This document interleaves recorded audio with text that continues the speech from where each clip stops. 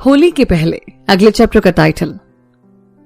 4 मार्च को होली थी और 3 को संजय अंकल का वीर के पास फोन आता है। वीर, प्रणाम अंकल जी, कैसे हैं आप? संजय जी, खुश रहो बेटे, हम सब ठीक है, आप बताइए। वीर, हमें ठीक है अंकल जी। संजय जी, वीर कल होली है तो आप सनी और शिखा सुबह हमारे यहाँ पर आ जाइए और सब साथ में होली खेलेंगे। वीर, ठीक है अंकल जी। वीर पर सनी और शिखा को ये बात बता देता है और सभी रात में साथ बैठकर डिनर करते हैं। इधर रोहित और राजीव का भी फोन आता है और राजीव भी तीनों को अपने यहाँ बुलाता है और वीर उसे संजय अंकल से हुई बात बता देता है। उसके बाद सभी वहीं राजीव की कॉलोनी जहां पर होली का कार्यक्रम होता है वहां मिलने का डिसाइड करते हैं। अगली सुबह श्रुति सुबह से ही खुश थी क्योंकि ये दोनों की पहली होली थी जिसमें दोनों साथ होते हैं और उस दिन वीर भी आने वाला था और दोनों पिछले कुछ दिनों में मिले भी नहीं थे तो उनकी खुशी और बढ़ गई थी। वो सुबह से ही वीर का वेट कर रही थी और इंतजार कर रही थी कि कब वो आए और सबसे पहले वीर ही उसे रंग लगाए। इस वजह से सुबह उसने घर में सबको होली विश किया और जब सुरभि उसे रंग लगाने आई तो उसने यही बात बताई और वो भी सहज ही मान गई। इधर वीर और सनी देर तक सोते रहते हैं और शिखा दोनों को उठाते हैं।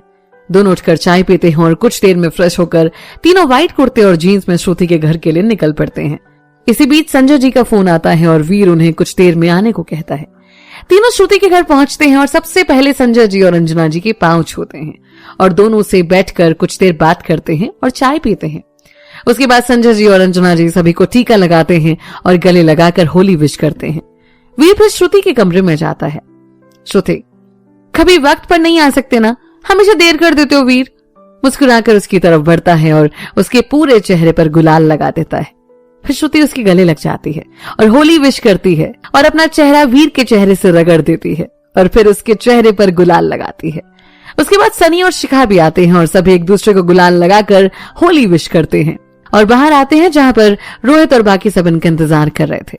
सभी फिर एक साथ नीचे कॉलोनी में बने पार्क में आते हैं जहां पर श्रुति और राजीव सबकी ढेर सारी दोस्त भी आ रखे थे। श्रुति वीर को सबसे मिलवाती है। वहां सभी रंगों से काफी देर तक होली खेलते रहते हैं और डांस करते हैं। दोपहर के वक्त सभी फिर श्रुति के घर जाते हैं। सबसे मिलकर अपने घर की तरफ निकल जाते हैं।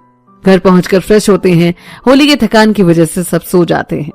अगले दिन बड़े पापा का फोन आता है। वीर, प्रणाम बड़े पापा, कैसे हैं आप सब? बड़े पापा, खुश रहो बेटा, हम सब ठीक है, आप कैसे हैं और तैयारी हो गई आने की? वीर, जी बड़े पापा। बड़े पापा, वीर तो आप देव और रीमा को नहीं बोलेंगे आने के लिए? वीर, नहीं बड़े पापा, राजीव, कविता और संजना से बात हुई है, वो सब 15 को हमारे यहाँ पर आ जाएंगे और बड़े पापा जब उन्हें कोई रिश्ता नहीं रखना तो हमें उन्हें फोर्स क्यों करें? बड़े पापा, ठीक है वीर, अब आप जल्दी से आ जाइए, यहाँ बहुत सी तैयारी करनी है। वीर, जी बड़े पापा। और फिर दोनों कुछ बातें तय करते हैं और फिर फोन रख देते हैं। अगले दिन वीर, सनी और शिखा अपने सामान पैक करते हैं और उधर प्रिया और रोहित भी अपना अपना सामान पैक करते हैं।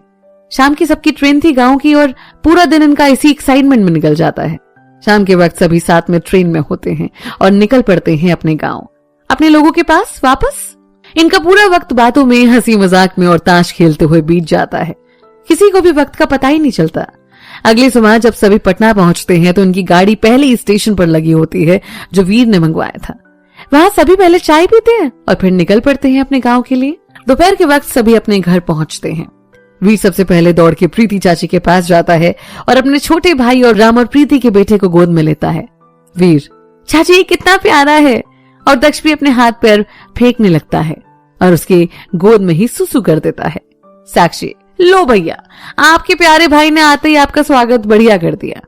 वीर, कोई बात नहीं। प्रीति, वीर आप सब फ्रेश हो जाइए, कुछ खाया भी है कि नहीं आप लोगों ने? वीर फिर जाकर सभी के पांव छूता है और फ्रेश होने चला जाता है।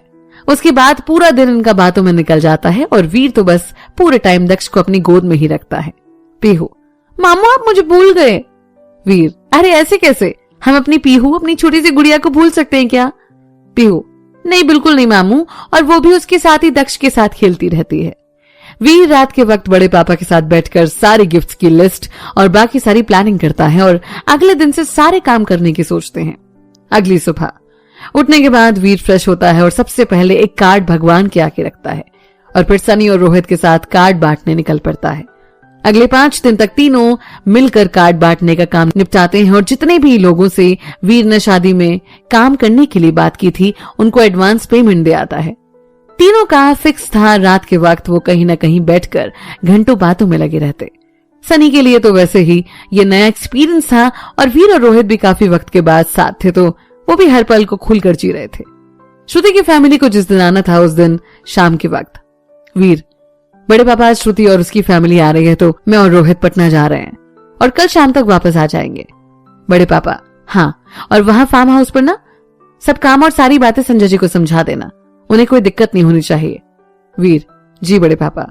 और फिर सभी साथ में डिनर करते हैं और 2 गाड़ी लेकर निकल पड़ते हैं पटना के लिए। इधर श्रुति, जिसकी इस बीच वीर से कम बात हो पाती थी, उससे मिलने को बड़ी एक्साइटेड थी और इस बात की खुशी उसके चेहरे पर साफ देखी जा सकती थी। वीर और रोहित सही टाइम पर स्टेशन पहुंच जाते हैं पर इंक्वायरी पर पता लगता है कि ट्रेन 2 घंटे लेट है। दोनों बाहर आ जाते हैं और चाय की टपरी पर बैठकर मस्त चाय और सिगरेट पीने लगते हैं। वीर बार बार अपनी घड़ी चेक कर रहा था। रोहित, क्यों इतना बेसब्र हो रहा है भाई, आ जाएंगे आ जाएंगे। वीर, हाँ भाई बस टाइम देख रहा हूं, मैं क्यों होऊंगा बेसब्र। रोहित, देख भाई तेरे चेहरे से ना साफ झलक रहा है तो तू झूठ मत बोल। इधर श्रुति का भी यही हाल था और वो उदास होकर बैठ जाती है। ट्रेन तकरीबन 3 घंटे की देरी से आती है और उस वक्त वीर और रोहित दोनों प्लेटफॉर्म पर ही होते हैं। जैसे श्रुति की नजर वीर पर पड़ती है उसके चेहरे पर सिर्फ और सिर्फ सुकून नजर आता है। वीर और रोहित दोनों ट्रेन के अंदर पहुंचते हैं और सारा सामान बाहर ले आते हैं। वहां वो सभी से मिलते हैं और फिर कुली को बुलाकर सारा सामान गाड़ी में रखवाते हैं। श्रुति, सुरभि, कविता और श्रुति के 2 कजिन्स वीर के साथ बैठ जाते हैं और बाकी सब रोहित की गाड़ी में निकल पड़ते हैं फार्म हाउस के लिए। कविता, और वीर ज्यादा मिस तो नहीं किया ना तूने श्रुति को। वीर, हाँ किया तो सही, बहुत मिस किया। कविता, तो अब पहले जी भर के निहार ले तब गाड़ी चलाना। वीर, देख वैसे ही बहुत देर हो गई है तो कृपया करके बातों को डायरेक्शन कहीं और मत मोड़, गाड़ी चलाने दे। वहीं श्रुति की नजरें वीर पर थीं और ऐसा लग रहा था जैसे सालों बाद वीर को देखा है। वीर भी यही देखकर श्रुति की नजर उस पर ही है मुस्कुरा रहा था। इसी बीच रोहित का फोन आता है तो वीर फोन को स्पीकर पर डाल देता है। रोहित, ओए सुन, सभी चाय पीने की कह रहे हैं, तू गाड़ी रोक ले। वीर, ठीक है, अगले वाले ढाबे पर रोकते हैं। दोनों फिर गाड़ी आगे ढाबे पर रोक देते हैं जहां पर सभी पहले तो हाथ मुंह धोते हैं और फिर चाय पीकर निकल पड़ते हैं।